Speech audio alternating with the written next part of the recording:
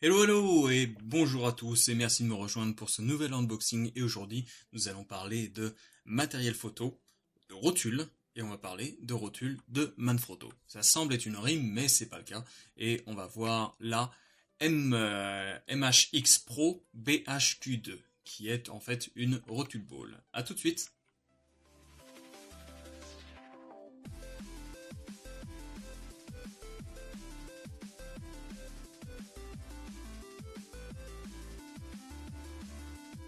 Alors, il existe pas mal de rotules. Il y en a généralement une pour chaque type de photo. Vous allez avoir des rotules qui sont spécialisées pour la vidéo, des rotules qui sont plus précises et des rotules qui ont besoin d'être rapides. Ces trois-là, en fait, correspondent à des rotules que j'ai ici et que je vais vous montrer dans un instant. Donc, on a déjà l'unboxing à faire de la rotule ball, donc on va passer directement dessus et la voici. Alors, joli packaging de la part de Manfrotto, aucun problème. Garantie 10 ans. C'est bien dommage par contre que ça soit marqué en anglais, ils n'ont pas trop localisé leur matériel. Mais après, comme c'est un peu du matériel que très peu de particuliers vont acheter, généralement c'est de l'anglais. Les particuliers mettront jamais autant pour juste une rotule. Celle-ci est vendue à 114,95. Alors, on va voir, on va tout de suite passer à l'ouverture du produit. Hop, après sinon je peux juste vous expliquer un tout petit truc. Au niveau de la boîte, comme vous voyez ici, vous allez avoir un QR code qui va vous permettre de voir si jamais votre rotule est officielle, si jamais c'est une authentique, avec en même temps un petit hologramme qui est juste ici, vous pouvez le voir, hop, hop, voilà, ça brille à la lumière, c'est bien joli. Et après, juste quelques explications sur le reste. Alors, passons à l'ouverture. À l'intérieur, vous allez avoir hop, la rotule et deux petits fascicules. Le premier va concerner, parce qu'en fait ça fait 3 fois que je refais la vidéo, j'ai découvert que je parlais un peu trop. Le premier va concerner la rotule en elle-même, au niveau des réglages que vous allez devoir faire. Si jamais je vous montrais, alors je l'ouvre. Oui, je sais, j'ai triché, j'ai ouvert juste avant, mais c'est pour être sûr de faire une bonne vidéo. Donc, on vous explique comment ça fonctionne, après dans toutes les sortes, mais vous allez voir, on n'en a pas besoin. Et le deuxième concerne la garantie ainsi que des conseils d'utilisation. La rotule en elle-même. Alors, comme je l'expliquais, il s'agit d'une rotule ball. Et une rotule ball, qu'est-ce que c'est?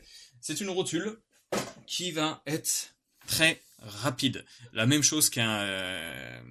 comment ça? Que ce qu'on appelle aussi les guns, ce sont des rotules avec des poignées qui sont faites pour être très rapides.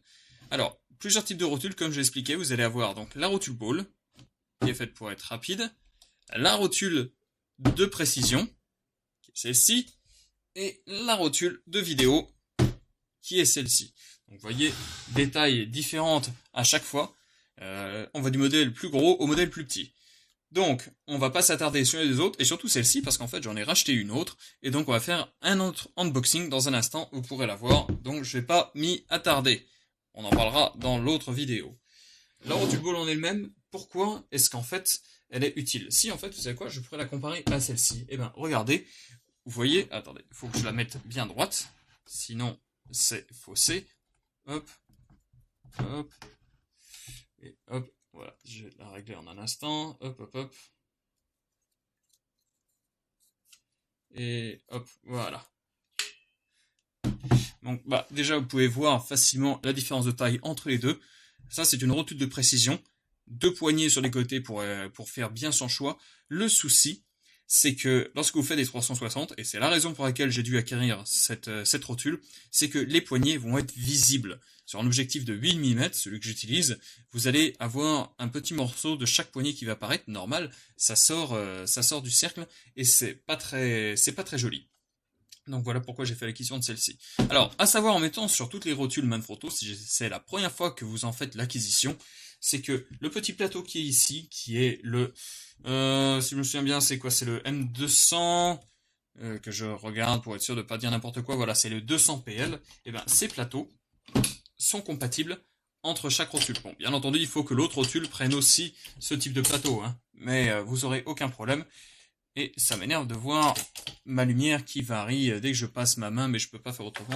Toujours le même problème avec cette webcam de Logitech. Qu'est-ce que je pourrais dire d'autre sur ce genre de rotule? Donc oui, bien pratique, une rotule ball. Pour cette raison-là, vous n'allez pas avoir de détails qui va apparaître dans la photo. Bref, c'est la fin de la comparaison, j'ai plus besoin de celle-ci. Et on va parler de la rotule en elle-même. La rotule, vous allez voir 3 éléments distincts. Et je vais passer, vous savez quoi, sur l'autre vidéo, c'est plus simple de vous la montrer. Trois petites molettes pour les réglages.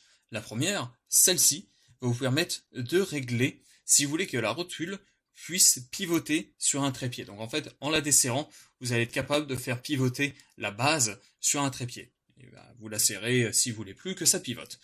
La deuxième, il s'agit en fait du desserrage de l'étau pour la rotule ball en elle-même. La rotule ball, comme vous pouvez le voir, il s'agit, hop, je vais me mettre là, il s'agit en fait d'une grosse boule qui est prisonnière dans un étau, et en dévissant celui-ci, et bien forcément, vous permettez à la rotule ball de bouger. Donc, on peut l'incliner à la verticale, à 90, mais comme c'est une boule, on peut en même temps la tourner dans tous les sens. Et c'est le côté pratique. Donc, on va la resserrer. Et la troisième, en fait, ça va dépendre du type d'objectif que vous allez monter sur la rotule. Pourquoi? C'est la résistance de l'étau. Si jamais vous montez un objectif qui fait 3-4 kg, vous allez devoir le serrer au maximum. Sinon, dès le moment où vous allez desserrer ça, bah forcément, la rotule, si jamais vous le mettez au plus simple, par exemple, hop, voilà, je pense que là, elle est complètement difficile, vous le mettez au plus simple, le truc va pouvoir basculer en un instant, ce qui peut être dangereux. Pourquoi? Parce que si vous faites pas attention, bah, vous déréglez. 3-4 kg qui basculent en un instant, ça peut faire basculer le trépied s'il est mal mis. Donc il faut faire très attention. Et dans ce cas-là, vous allez le visser parfois même au maximum pour augmenter la résistance. Et du coup, vous pourrez toujours le bouger, mais c'est plus compliqué. Voilà pourquoi. C'est le premier réglage que vous allez faire. Dès le moment où vous allez monter votre objectif, vous le mettez à peu près à un poids qui vous...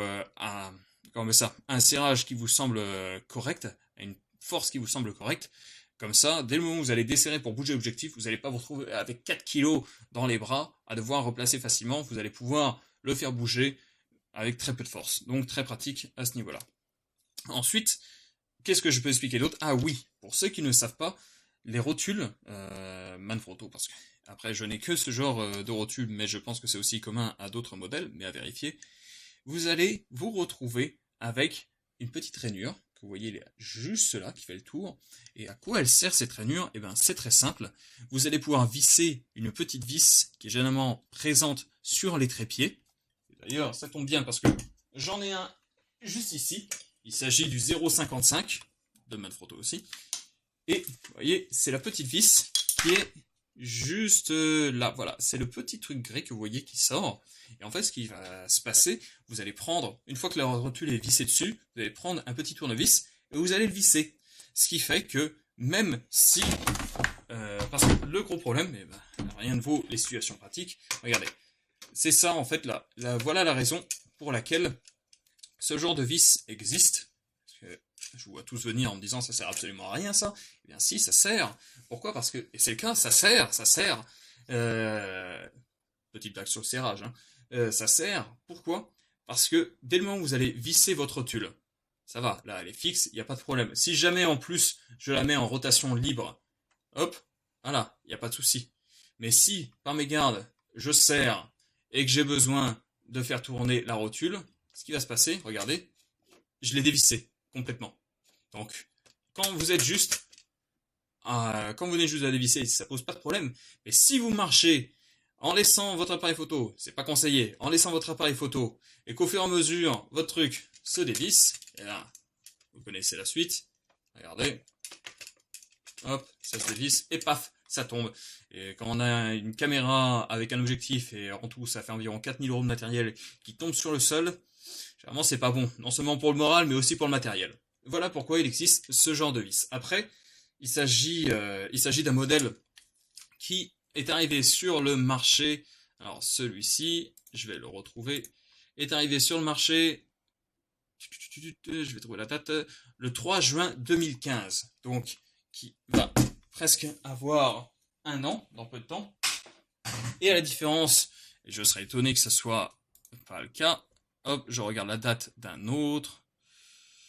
Eh ben non, bah écoutez, je suis étonné. Pourquoi? Parce que j'allais dire, c'est sans doute parce qu'il est ancien. Parce que, comme vous pouvez le voir, c'est lisse. Après, parce que c'est un sacrifice pour le poids, mais toutes les autres rotules que j'ai acquis depuis, vous pouvez le voir, il y a des formes à l'intérieur, ce qui fait que la vis va venir se visser dans un petit triangle, et forcément, ça bougera pas, à la différence de ce que je crains si jamais vous le vissez dessus, et que vous forcez, il faudra une force herculéenne si jamais vous le faites, mais ça risque de rayer en fait toute la base à l'intérieur, forcément, vu que ça sera pas bien calé. Et c'est dommage, je comprends pas pourquoi c'est une rotule récente, ils ont pas fait le même principe, même si au final pour le poids il y avait besoin de faire ça, ils auraient pu le faire très léger, parce que même sur les autres rotules que je possède, voilà, c'est exactement la même chose. Bon, rien à dire à ce niveau-là, rien de plus en tout cas. Qu'est-ce que je pourrais préciser d'autre? Donc vous allez avoir 2 niveaux à bulles, parfait pour pouvoir mettre correctement votre appareil photo. Vous en avez toujours un sur votre trépied, mais c'est bien plus facile de le faire directement sur la rotule. Pourquoi? Parce que le trépied, sinon vous allez devoir ajuster les jambes. Dès que vous allez bouger, vous allez devoir de nouveau ajuster les jambes. Vous en finissez pas, alors que là vous le mettez, et c'est en 3 secondes seulement, parce que là il y a 3 jambes, donc c'est 3 jambes à ajuster. Là c'est juste, vous desserrez, vous mettez correctement, hop, et c'est fini. Parce que, si vous regardez, c'est sur le plateau au-dessus et non pas à la base. À la base, ça sert à rien sinon. Qu'est-ce que je pourrais mentionner d'autre? Je réfléchis. Ça résiste jusqu'à 10 kg. Donc vous allez pouvoir normalement mettre n'importe quel type d'objectif.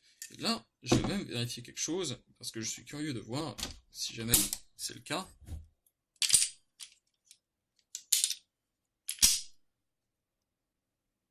Je pense que ça doit être aussi la même chose. L'une des raisons qui m'a aussi forcé à prendre une rotule boule, c'est pour faire des 360, mais aussi pour un poids beaucoup plus léger. Pour des photos qui demandent de la précision, je pense que ça peut suffire. Après, chacun voit comme il le veut. Ça, je suppose que c'est très utile.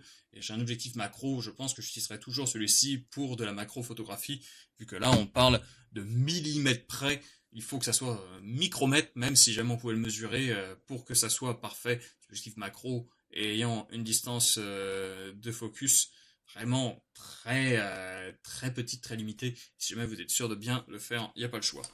Mais je conseille ce genre de rotule pour vos voyages. Vous allez vous balader dans la montagne plutôt que vous embarrasser. Si jamais je vous dis quand même que je suis monté avec cette rotule-là sur le dos, mon sac à dos faisait 35 kg lorsque j'ai fait une rando. J'avais ça avec moi. Je vais vous dire que j'ai bien senti passer. J'avais ça et j'avais en même temps j'avais celui-ci avec moi. Voilà, j'avais ça. Et là-dedans, il y a quoi? Je vais vous montrer. Là-dedans, il s'était ouvert. Diable. Là-dedans, il y a une bête très féroce. C'est un objectif de 3-4 kg. C'est le 120-300 de Sigma qui me suit presque partout. Et pourtant, il pèse son poids. Bref, c'est la fin de cet objectif. Non, c'est la fin de cet unboxing. Si jamais vous avez des questions sur la rotule en elle-même, n'hésitez pas, je ferai le maximum pour vous y répondre. Comme vous avez pu le voir, j'en possède pas mal, donc je peux vous donner un avis sur votre choix. Donc n'hésitez pas. Et sur ce, moi je vous laisse et je vous dis dans quelques instants, vu qu'on va faire aussi l'unboxing de celle-ci. Bref, à la prochaine.